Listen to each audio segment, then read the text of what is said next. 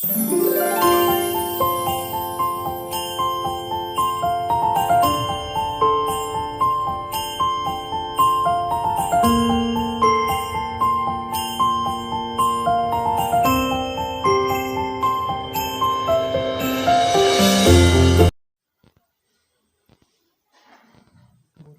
हम 8वीं कक्षा साइंस विषय का अध्ययन करेंगे। पिछले दिन हम लोग मधुमक्खी के बारे में देखे थे। आज हमें देखना है जानवरों की देखभाल तथा उसकी आवास व्यवस्था कैसी होनी चाहिए। यह पालतू जो जानवर है उनकी देखभाल तथा आश्रय उनके बेहतर स्वास्थ्य के लिए बहुत ही ज़रूरी है।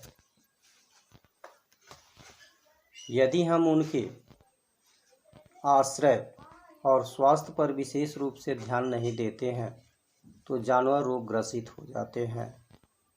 गाय और भैंसों को नियमित रूप से कंघी करना चाहिए ताकि उनके टूटे हुए बाल और जू अलग हो सके। साथ ही साथ उनका जो शेड है वह छतदार होना चाहिए ताकि वर्षा, धूप, ठंड से उनकी बचाव हो सके। उनके आश्रय जो है उसमें पर्याप्त हवा की व्यवस्था होनी चाहिए, पर्याप्त रोशनी होना चाहिए। पर्याप्त रोशनी नहीं होने से उनके आवास में फंगस और सूक्ष्म जीवाणु पनपने लगते हैं जिससे जानवर रोगग्रसित हो जाते हैं। जानवरों का जो आवास है वह ढालनुमा होना चाहिए ताकि उसकी साफ सफाई ठीक से किया जा सके। उनके बैठने का स्थान सूखा होना चाहिए।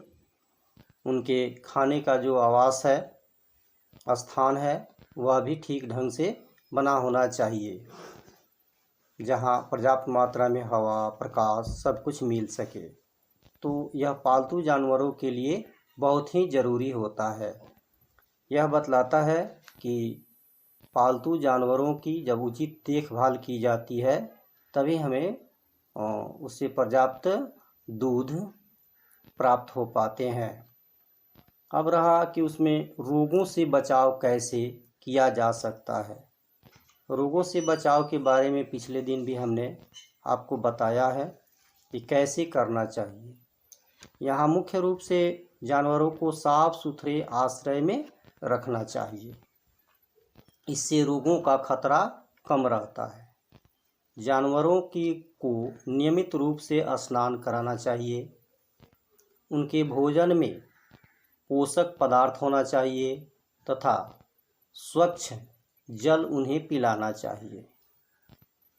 बाह्य जो परजीवी है उनके द्वारा भी उनमें रोग होते हैं तो बाह्य परजीवियों पर नियंत्रण रखना चाहिए। बाह्य परजीवियों को नियंत्रित करके हम कई प्रकार के रोगों से पालतू जानवरों को बचा सकते हैं। जो बीमार जानवर है उसको स्वस्थ जानवरों से अलग रखना चाहिए। जानवरों को कुछ इस तरह के भोजन देना चाहिए जिससे उसमें प्रतिरोधकता का विकास हो सके। साथ ही साथ जानवरों को समय समय पर टीके लगवाना चाहिए ताकि रोगों से उसकी बचाव हो सके। रोगग्रसित जानवर की पहचान क्या होती है? रोगग्रसित जानवर की पहली पहचान है कि वह सुस्त रहता है, झुंड से अलग रहता है। उसको भोजन की ललक घट जाती है। साथ ही साथ उसके मुंह से जब रोग होते हैं मुंह में तो उससे लार टपकता है। जानवर को इस स्थिति में देखने से हमें पता चलता है कि जानवर बीमार है और हमें उसका तुरंत डॉक्टर से देखभाल कराना चाहिए।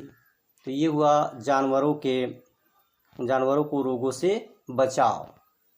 अब यह बतलाता है कि जानवरों से रोगों का बचाव करके हम स्वस्थ जानवर पाल सकते हैं और अधिक उससे उत्पादन ले सकते हैं। अब इस क्लास में, इस अध्याय में बस इतना ही तक हम लोग को पढ़ना था। पिछले क्लास में थोड़ी सी त्रुटि हुई है, उस पर ध्यान दीजिएगा आप लोग। मैंने रानी मधुमक्खी का आकार बताया था 15 से 20 सेंटीमीटर लंबा, लेकिन इसमें थोड़ी त्रुटि हुई है। रानी मधुमक्खी का आकार होता है 15 से 20 मिलीमीटर लंबा, तथा जो नर मधुमक्खी होते हैं उनका आकार होता है 15 से 17 मिलीमीटर लंबा, और कार्यकर्ता मधुमक्खी का आकार होता है 11 से 15 मिलीमीटर लंबा होता है। इसको आप लोग सुधार कर लेंगे।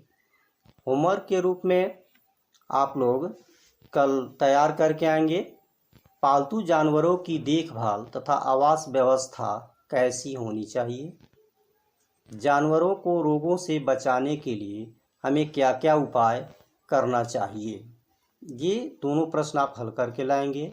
साथ ही साथ जो आपकी किताब है, पुस्तक है, उसमें कुछ दिया हुआ है खाली जगह भरने के लिए, उसको भी आप तैयार कर लेंगे। तो इस तरह से ये पहला अध्याय आपका ख़त्म हो गया। अब हम लोग दूसरा अध्याय प्रारंभ करेंगे अगले दिन से। Thank you children.